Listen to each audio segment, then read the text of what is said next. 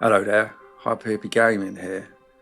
Just going to do a little review of sorts for the Alters on PS5. Releasing on 17th of June 2025. This is the next game from 11-bit games, whose previous efforts include This War of Mine, Moonlighter 1 and 2, Frostpunk 1 and 2, etc. The game released on Xbox Series S and X, PC, as well as on Game Pass. Now firstly, I'll start with the story, as it's a very intriguing one that raises many existential questions, such as who am I, what makes me me, and am I more than just memories and flesh and bones, etc., as well as presenting the player with myriad moral dilemmas. As Jan Dolsky, you are sent away to a faraway planet as part of a research team. The ship crash lands, and you are its sole survivor. Of course, isolated and alone on an alien planet, panic ensues, but after a little exploring you stumble upon an unknown substance. Initially, all you receive are static-ridden conversations from inside the space station from an unknown person who convinces you to venture back outside to collect some of this unknown substance. This unknown substance later transpires to be known as Rapidium, material that gives you with the ability to clone alternate versions of yourself, a mechanic, guard, scientist, botanist, etc., each with their own personalities, who can potentially assist you in surviving till the corporation who sent you on the expedition comes to rescue you.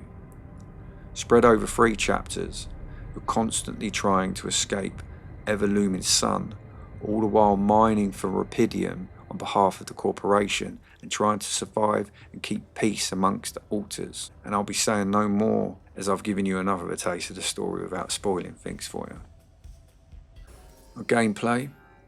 This is where the game really shines, with its super addictive intertwining loops. At its heart, the Alters is one part base builder and human management sim, and one part alien world exploration and mining sim.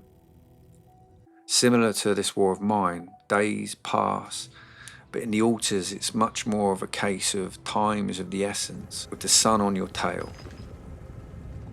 In a nutshell, you have a space station that needs constant maintenance, with mouths that you created maintaining said space station or in continual need of feeding and entertaining. On top of what you can only imagine will be instant death if the otherworldly sun catches up with you. You go outside to hunt for resources in order to do research for upgrades for the space station and equipment for yourself that furthers your exploration and mining potential, and to provide sustenance for you and your Alters, as well as protection from constant planetary radiation. It's a constant juggling act of gathering enough resources to advance the story, all the while keeping yourself and the Alters alive, well slept, and as happy and stress-free as possible. Also similar to This War of Ours, every now and then you're triggering an opportunity to talk to one of the Alters. These can be simple chats that allow you to perk up the Alter's mood, or bring them down if you say the wrong thing, or story progressing conversations. Each Alter has their own personality, and some Alters simply won't get on with others, no matter how hard you try to convince them otherwise. In any case, your responses provoke reactions, and after certain responses are given, you'll be presented with positive and or negative emotional and psychological reactions from that Alter, affecting their general mood, willingness to work, and desire to socialise with the other Alters. Remember, happy Alters make for a happy space station. Why don't you get yourself a repair kit and fix your own shit? I'm done doing your dirty work. The graphics are really, really nice looking. They're not AAA standard, sure, but great nonetheless. And it all runs smoothly in performance mode, which is how I always like to play my games. And I noticed no graphical glitches throughout and experienced not a single crash.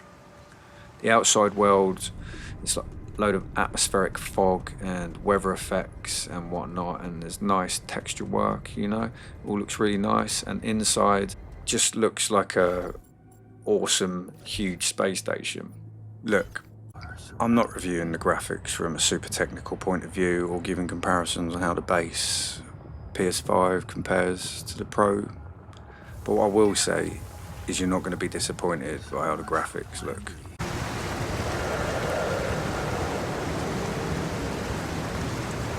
Then the game is split into two interconnected systems, outside the space station and inside it.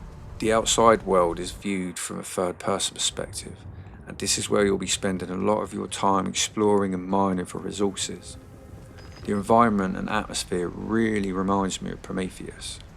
Craggy rocks, the planet splitting at its seams, a sense of dread and desolation in the air, thunder, lightning and erupting volcanoes, etc. Inside, well, think of this War of Mines 2.5D diorama type thing and then supersize it with a sci-fi aesthetic.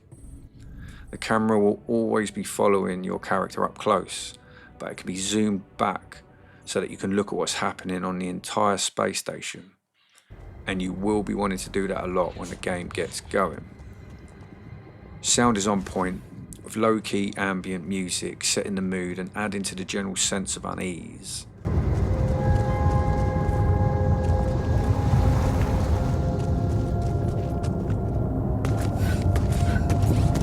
Voice acting is great, with each of the voice actors performing superbly from a well-written script. You'd still exist somewhere? Theoretically, at least? Theoretically? Wow. You bastard. Sound effects all complement the overall soundscape, and the various mechanical and electrical sounds of the space station, the groaning of the planet and its ever-changing weather, all the way down to when you're using the menus or when mining for resources. The sound is always fantastic.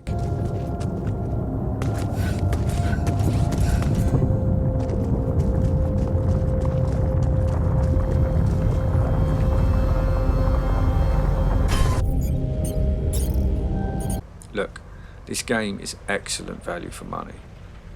It has taken me just under 26 hours to complete the story's 3 chapters, but I'm sure it could be done a tad quicker if you rush through it, as I like to take time with my games. On top of this, there are multiple endings that are impacted by choices that you make throughout the game and the combination of alters you decide to clone.